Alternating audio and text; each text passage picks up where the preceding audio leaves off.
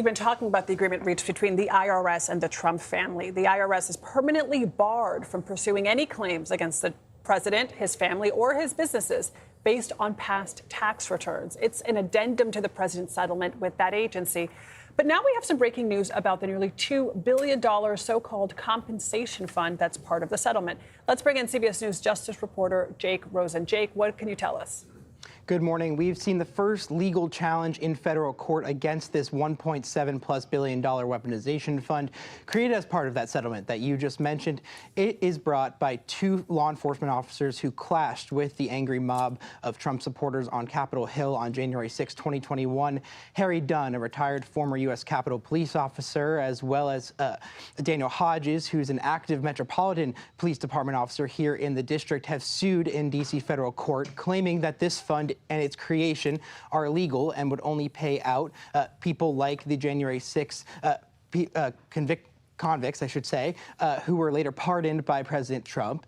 And they're seeking to block the creation of this fund, reverse any transfer that has been made so far from the Department of Treasury to the DOJ to start implementing this fund, as well as put any kind of future funds aside and out of play, blocking this from taking action. As we've pointed out, there are no members officially appointed yet by Acting Attorney General Todd Blanche, or in coordination with Congress that one of the 5 members will be. However, we have seen overnight the initial first rush of funds and Trump allies who are seeking that access to that $1.7 billion.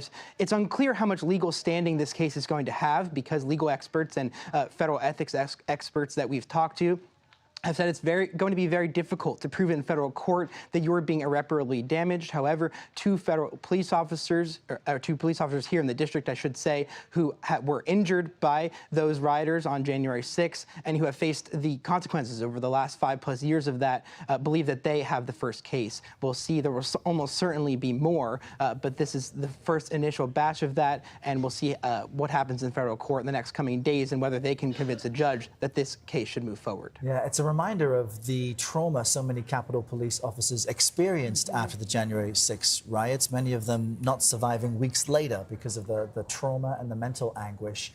You're addressing this question with all these legal challenges on if something is legal. So I'm keeping that in mind as I ask you this basic question, because folks at home may be arguing about this amongst their friends. Is barring the IRS from reviewing the president's past tax returns itself legal?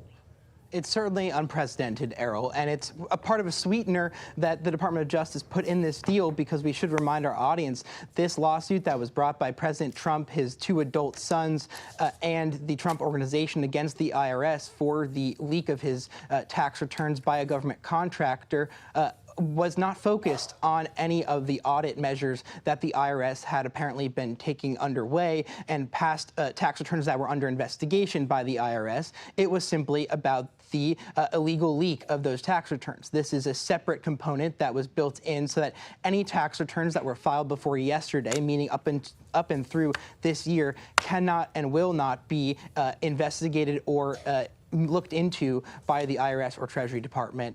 However, a Justice Department spokeswoman told us yesterday that any future tax returns after this year are in play and could potentially be investigated.